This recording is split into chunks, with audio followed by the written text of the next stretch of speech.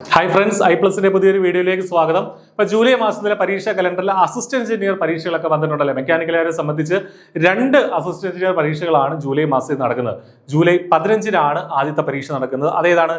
Assistant engineer in Kerala port service. Kerala port സർവീസിലേക്കുള്ള port സർവീസിന്റെ തന്നെ ഹൈഡ്രോഗ്രാഫിക് സർവേ വിങ് എന്നുള്ള ആ ഒരു വിങ്ങിലേക്കുള്ള അസിസ്റ്റന്റ് എഞ്ചിനീയർ മെക്കാനിക്കൽ പരീക്ഷയാണ് ജൂലൈ 15 നടക്കുന്നത്.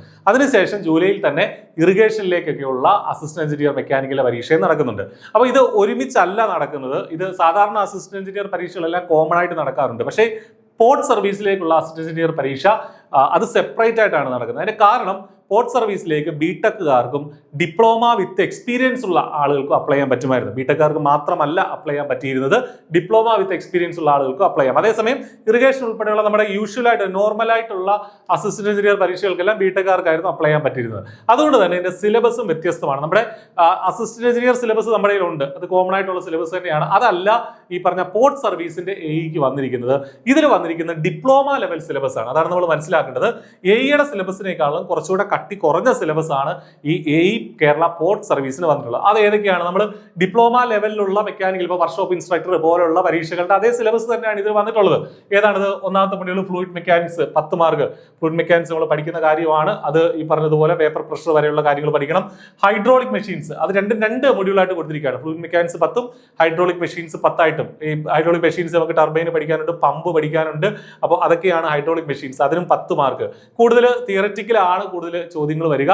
യൂഷ്വലി ഡിപ്ലോമ ലെവലിലാവുമ്പോൾ തെർമോഡൈനാമിക്സ് 10 മാർക്കിന് നമുക്ക് പഠിക്കാനുണ്ട്. തെർമോഡൈനാമിക് സിസ്റ്റത്തിൽ തുടങ്ങി ഓട്ടോ സൈക്കിളും ഡീസൽ സൈക്കിളും വരെയുള്ള അത്രയും കാര്യങ്ങൾ 10 മാർക്കിന് നമുക്ക് പഠിക്കാനുണ്ട്.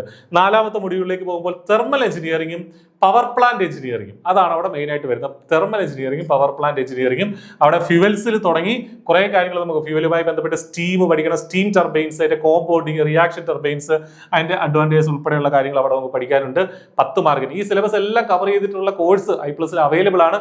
നിങ്ങൾക്കിപ്പോൾ അതിൽ വളരെ ചെറിയ ഫീസ് ജോയിൻ ചെയ്യാൻ സാധിക്കും. 5ാമത്തെ module mechanics and strength of materials. മെക്കാനിക്സിന്റെ ബേസിക്സും അതുപോലെ തന്നെ സെൻട്രോയിഡ്, സെൻട്രോഗ്രാവിറ്റി ഉൾപ്പെടെയുള്ള കാര്യങ്ങളും ഹൂക്സ് ലോ മുതലുള്ള സ്ട്രെങ്ത് ഓഫ് മെറ്റീരിയൽസിന്റെ കാര്യങ്ങളും ഇവിടെ വരുന്നുണ്ട്. 10 മാർക്കിനാണ് മൊഡ്യൂൾ 5 ഉള്ളത്. മൊഡ്യൂൾ 6ലേക്ക് പോകുമ്പോൾ എഞ്ചിനീയറിംഗ് മെറ്റീരിയൽസ് ആണ്.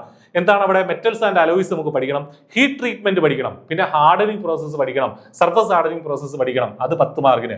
7ാമത്തെ module manufacturing process and production engineering. 10 മാർക്കിനാണ് manufacturing process and production engineering ഉള്ളത്. ഈ പറഞ്ഞതുപോലെ ബേസിക് വർക്ക്ഷോപ്പ് പ്രാക്ടീസിൽ തുടങ്ങി carpentry, foundry, sheet metal, welding, smithy, fitting തുടങ്ങിയ കാര്യങ്ങളൊക്കെ പഠിക്കണം. ലെയ്ത്ത് പഠിക്കണം, കട്ടിംഗ് ടൂൾസ് പഠിക്കണം, ടൂൾ നോമൻക്ലേച്ചർ പഠിക്കണം. ഇതൊക്കെ നമ്മൾ യൂഷ്വലി പഠിക്കുന്ന മാനുഫാക്ചറിംഗ് പ്രോസസ്സിന് അതിന്റെ ചേർത്ത് വെച്ച് നമുക്ക് പഠിക്കാനുണ്ട് 10 മാർക്കിന്.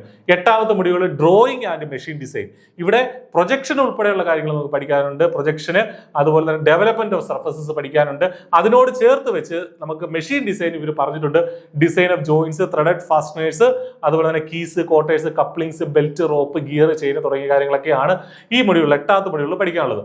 9ാമത്തെ മൊഡ്യൂളിലേക്ക് വരുമ്പോൾ IC engines and steam boilers. 2 കാര്യങ്ങളാണ്. IC എഞ്ചിൻസിന്റെ ബേസിക്സ് ഉൾപ്പെടെയുള്ള കാര്യങ്ങളും സ്റ്റീം ബോയിലേഴ്സ്, പലതരം ബോയിലേഴ്സ് ഉണ്ട്.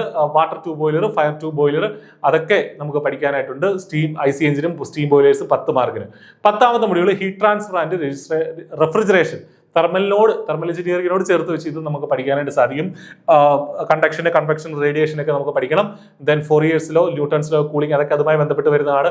റെഫ്രിജറേഷനുമായി ബന്ധപ്പെട്ട് COP എന്താണ്, ടൺ ഓഫ് റെഫ്രിജറേഷൻ എന്താണ്, സൈക്രോമെട്രിക് ചാർട്ട് ഉൾപ്പെടെയുള്ള കാര്യങ്ങൾ നമുക്ക് അവിടെ പഠിക്കാനുണ്ട്. അപ്പൊ ഇതാണ് മെക്കാനിക്കൽ പോർട്ട് സർവീസിന്റെ സിലബസ്. നമ്മുടെ ഡിപ്ലോമ ലെവൽ സിലബസും ഇത് തന്നെയാണ്. വർക്ക്ഷോപ്പ് ഇൻസ്ട്രക്ടർക്ക് ഇതേ സെയിം സിലബസ് ആണ് വരുന്നത്. അപ്പോൾ ഇത് പഠിക്കുന്നതുകൊണ്ട് ഒരിക്കലും നഷ്ടമാവില്ല. നമുക്ക് മുന്നോട്ടുള്ള പരീക്ഷകൾക്കും ഇത് യൂസ്ഫുൾ ആണ്.